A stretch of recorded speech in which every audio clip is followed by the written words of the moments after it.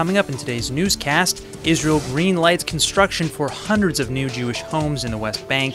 Prime Minister Netanyahu embarks on a historic trip to the Baltics. And get your dancin shoes shined because we are taking you to the top 5 nightclubs in Tel Aviv.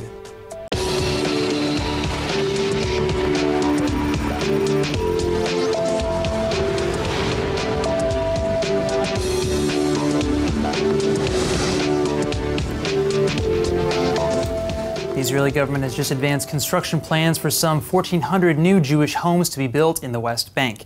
Now, many of these sites will be added to augment existing settlement communities in the occupied territories, though a few others will be in more remote parts of that region. This approval has divided both sides of the debate surrounding Israel's policy of building homes in land that Palestinians and international law claim legally belongs to the Palestinians. Watchdog groups on the left have condemned the government for continuing to advance new settlement homes at all. For them, the expansion of these settlements is the most obvious death blow to any future Palestinian state and only continues to grow mistrust between the sides. Right-wing and religious communities on the right, however, have actually slammed Netanyahu for approving not nearly enough settlements this go-around. The Yesha Council representing the settlers has accused the government of bowing to foreign pressure to curb the settlement growth, saying, quote, "This is the smallest number of units that the committee has advanced in the last year and a half. At past committee meetings, some 2,000 to 3,000 housing units were advanced." Indeed, word is that President Trump has personally urged Netanyahu to slow down the expansion of these communities in the West Bank. If true, this would most likely have to do with Trump's still unseen proposal for Israeli-Palestinian peace. But this approval of hundreds of new homes on contested territory has certainly reopened the debate about Israel's policy in general, a debate that doesn't look like it's going anywhere anytime soon. With both Israeli and Palestinian faith in a two-state solution lower than ever before, all eyes are on the future. But that future is especially murky given the fact that current Palestinian Authority President Mahmoud Abbas is in questionable health. Abbas is turning 83 in November. He's had a long history of heart problems, fought colon cancer, and he's been hospitalized more than a few times this year alone. But with no clear successor in sight, the question remains what will become of peace if and when Abbas is no longer president. With me now to discuss this is Dr. Martin Sherman, the founder and executive director of the Israel Institute for Strategic Studies. Dr. Sherman, thank you for joining us. Thank you. As always. So there's two scenarios here, as I understand it, right? There's one side where if and when Abbas leaves, the current Fatah leaders will kind of divide power amongst themselves, and then the other possibility is tantamount to gang warfare, where it's gonna be a vacuum. People are gonna fight over what remains. What do you think is gonna happen? Well, of course, there's a third option that the Islamic groups might take over, and you may have a rerun of what you had in Gaza, only on a much larger scale. And instead of having a 50-kilometer border with this Islamic entity, you'll have a 500-kilometer border. And instead of it abutting sparsely populated rural area, it will abut a heavily populated urban area. And I think this sort of, Abbas's passing is not an unexpected event. And I think it underscores the appalling myopia of the two-state principle. Because, this has been going on for a quarter of a century.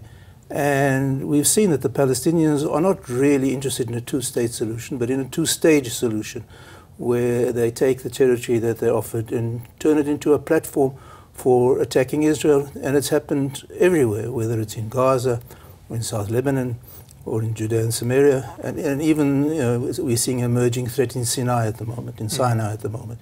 So I don't think there's much room for optimism.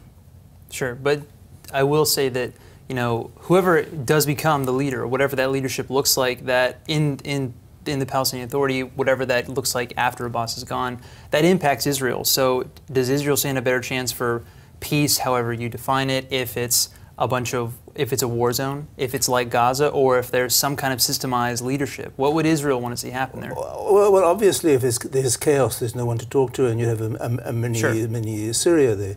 So if you believe for some reason that you can reach some kind of modus vivendi with the Palestinians, then obviously some sort of authoritative leader is preferable.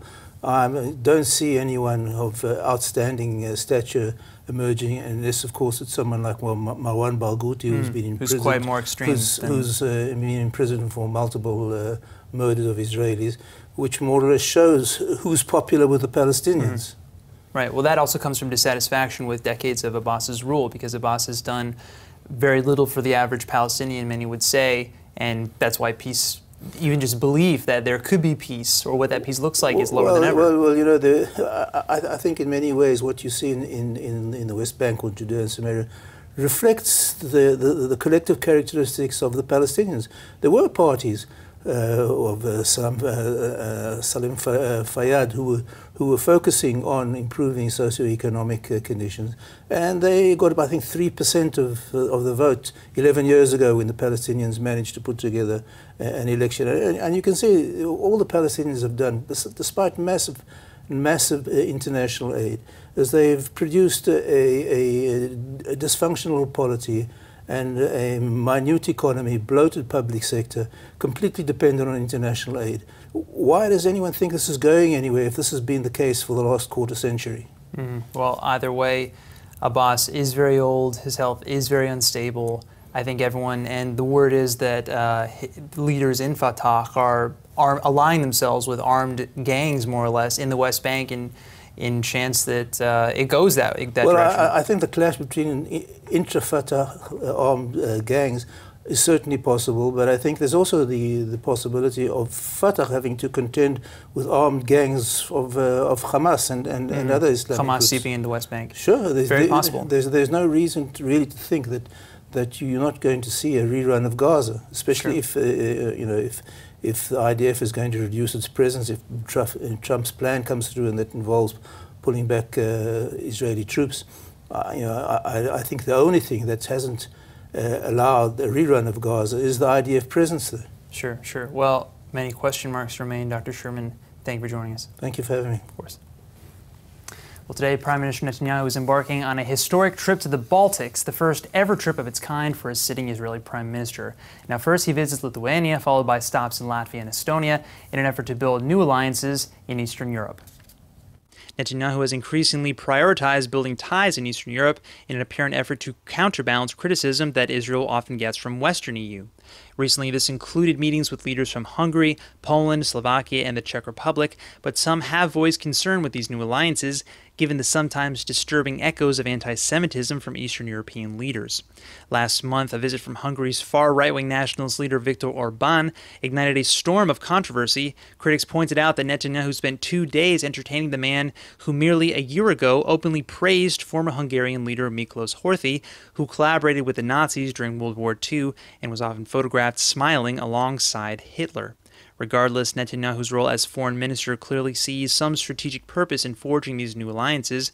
In perhaps related news, German Chancellor Angela Merkel will come to Israel in October amidst ongoing European efforts to save the JCPOA nuclear deal with Iran, a deal which Netanyahu has actively sought to destroy, of course.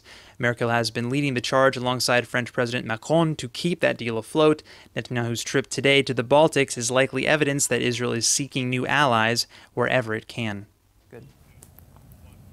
Now, for about as long as anyone can remember, a train line connecting Jerusalem and Tel Aviv has been an elusive dream. Construction on said train line has been underway for quite a number of years now, but after a number of delays, it's actually been kind of a running joke to suggest if or when it'll ever actually open. Well, it looks like the train actually is going to open for service next month, but wait for it, there's a little caveat. The train won't yet actually reach Tel Aviv from Jerusalem. Falling well short of Transportation Minister Israel Katz's promises, the long-awaited Jerusalem-Tel Aviv line will only make it from Jerusalem to Ben Gurion Airport. Construction has been delayed years and years on this line because it runs along a central intercity highway, a matter complicated by the fact that ultra-Orthodox pressure has frequently halted any weekend work on Shabbat, and as a result, crews have either had to work in short bursts of just a few hours overnight or shut down the major highway during the middle of the workday, as opposed to having full-time work available on the weekend to get the job done. And this exact debate is at the center of another construction-related announcement from the transportation minister, his announcement yesterday that he was suspending construction of a bridge in Tel Aviv. Katz claims that he froze the plans mere weeks before construction was set to begin in order to protect public interests. But many agree that he made the decision politically to appease ultra-Orthodox leaders and voters at the cost of almost certain gridlocked traffic for citizens of Tel Aviv, one of the country's largest metropolitans. Even today, Prime Minister Netanyahu called Katz's proposal illogical for it to happen on weekdays. Culture Minister Miri Regev, however, has defended Katz's decision, saying that it defends the state's Jewish character and minority. When asked, however, if the same rules would apply to the weekend work required for next year's Eurovision competition, Regev replied that, quote, as soon as the location is picked out, work on Shabbat could not be avoided. We will have to explain to the ultra-Orthodox community that there are things beyond our control, end quote. No comment was offered as to why Eurovision should be an exception to this rule, as opposed to fixing Israel's most crucial infrastructure. Israel was twice this year diagnosed as having the worst traffic congestion of any Western country in the world due to undeveloped transportation groundwork. Argentina's Senate has just approved raids on the properties of former President and current Senator Cristina Fernández de Kirchner. The ex-president is implicated in cases of money laundering, fraud, and of course allegations that she helped conceal the bombing of the Jewish Community Center by Iran in 1994. ILTV Special Correspondent on Latin American Affairs, Joy Gavijon, is here with the full story. And Joy, I understand that this case hinged on an ordinary notebook. Is that the case? Thanks, Brett. So, yes, this corruption story that put Cristina in the public eye starts like this. Pay attention because it's like a script, like a movie script. Okay. Well, this kicked off because of a series of handwritten notebooks that were handing over to a big Argentinian newspaper. Okay. This was done by the ex-wife of a senior government official's driver. Okay, so an official's driver had some notebooks, and then his ex-wife got them and turned them over to the press. And that's what decided this case. Exactly, yes. Okay, so then my next question is, what's in the notebooks? Right, so the driver, Oscar Centeno, served Roberto Barata for many years. Okay. He was the right hand of the former minister in charge of ties with construction companies during Kirchner's government. And it looks like that during his entire service, Centeno kept a sort of diary in these notebooks. He wrote down every single little detail of all the trips he made to pick up bags full of money, what people now believe that was bribe money. Right. We're talking about cash that companies paid to the Kirchners under the table in order to get government contracts. And prosecutors say that the amount that he registered in his notebooks is somewhere between $53 to $160 million. Wow. And this is only for one ministry. Right, okay, so after the press obtained these records, how did that affect the prosecution against Kirchner? How did that develop? Look, the writings are so detailed. They contain names, addresses, car license plates, dates, amount of money, and the list goes on and on. So many of the former government officials that are mentioned in those notebooks started to make plea deals for reduced sentences in exchange for information that would prove those notebooks right. So they basically turned and admitted paying bribes to the Kirchners. And that's why now the judge wants to raid Cristina properties, because those properties were mentioned by Centeno as the places where they would drop off the money. Right. Okay. Now, until now, Kirchner hasn't been prosecuted due to the fact that she, has immunity as a senator of Argentina. That's why they had to do this vote. Now, having said that, she can still definitely go to trial, though. Right, which is what happened once already. Right. Kirchner is already suspected of helping Argentina cover up Iran's murder of 85 people in that 1994 Jewish Community Center bombing in Buenos Aires. Exactly. Yeah. I guess hopefully these investigations are finally going to bring some justice to this. Thanks for the update, Joy. Thank you. Thousands of Palestinians have been waiting nearly a decade for their snail mail to arrive, and that's because Israeli authorities have been sitting on a massive pile of letters and packages addressed to the West Bank as part of an IDF security protocol. Well, after an 8-year delay, Palestinians in the West Bank finally received a very unlikely special delivery, over 10 tons of long-lost mail. Only problem now is it has to be sorted, processed, and of course delivered to every last recipient. وبعد تأخير 8 سنين طبعا ما أجاش بالحالة الاعتيادية كإرساليات بالقوائم تبعاتها مفروض كله جاينا ملخبط ببعضه mixed. Now, as you might imagine, this poses something of a logistical nightmare. Piles and piles of unopened letters, postcards, packages, and more have inundated postal facilities at the Palestinian Mail Department Central Hub in Jericho. Postal workers in Western countries often complained about the slow, labored process of sorting through everything by hand to make sure that everything arrives as intended. So just imagine 10.5 tons of unsorted raw mail, much of it nearly a decade old, meaning that addresses may have changed in the years since. Now, Israeli security protocol mandates a tight security check of all shipments of any kind into or out of Palestinian territories. Accordingly, this shipment has been sitting in Jordan for 8 years under IDF mandate. Though Israel maintains that this was done at the behest of national security, it remains unclear why these sacks, which included personal letters, toys, and wheelchairs, were withheld for so long. طبعا تم استلام أبطال من البريد الفلسطيني بسبب تعنت الاستطلاع من الدخول عن طريق الأردن بسبب إغلاق الإرساليات باسم البريد الفلسطيني. While 10.5 tons is, well, a ton of mail, there's still a lot more undelivered mail being held by the IDF. Army officials say that this transfer is a one-off gesture, but that plans are underway to potentially create an international mail route to facilitate mail into and out of the West Bank in accordance with the 2016 agreement to do so. Getting a letter in the mail these days is always something of a special feeling, but for tens of thousands of Palestinians, getting these fragments of the past after so long is probably a treasured experience that few have ever felt. An Israeli startup has just inked a very sweet new deal overseas, and this time, I mean that literally. The Petah Tikva-based firm Du Matok creates sugar-reduced food products that do not taste sugarless, which is why they've, of course, just partnered with Europe's largest sugar company in hopes of reducing sugar consumption at no cost, of course, to your taste buds. Okay, there's nothing wrong with a little sugar in your diet once in a while. A cookie here, some ice cream there, but as we all know, sometimes it can be pretty tough to stop at just one cookie or one ice cream. And too much sugar is definitely a bad thing for your body. Obesity rates are continuing to surge in many Western countries where sugar is, perhaps tellingly, being consumed in greater and greater abundance. Well, sugarless or sugar-free products have of course been on the market for some time now as a healthy dessert alternative. But I gotta ask, have you ever actually tried a sugar-free slice of cake? I mean, even if it's pretty good, oftentimes it doesn't come close to the real thing. And that's where this Israeli startup enters the equation. Du Matok says that they found a way to reduce sugar in some foods by almost 40% in a way that doesn't sacrifice taste or texture. Their technology merely reroutes that other 60% of the sugar to various taste buds on your tongue, essentially making more with less. And clearly this idea has translated into big money. Germany's Zucker, which produces roughly 4.8 million tons of sugar a year all across Europe, has committed to commercializing the product. A signed letter of understanding aims to get new sugar-reduced products in stores by the end of 2019. And hey, as long as it tastes as good as the original, I have a feeling that the world is going to appreciate their brand new sugarless diet. So we all know what it feels like to wait endlessly on hold calling customer service lines. But that wait becomes especially annoying when you have just one little question that could be answered in just a second.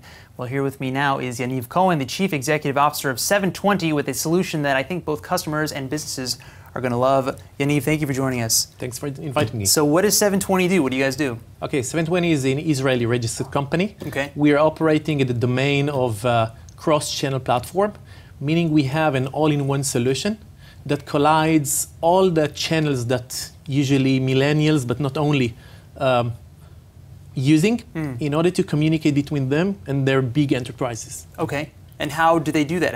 What does the service exactly do for like the user? Well, yeah, it's a platform that collides all the texting platform, which means chat bot, email, all social media channels. Does WhatsApp work? WhatsApp? For WhatsApp, Viber. Wow. Actually, we have something like 15 different channels that are routed in a very wise way into the desktop of the agent.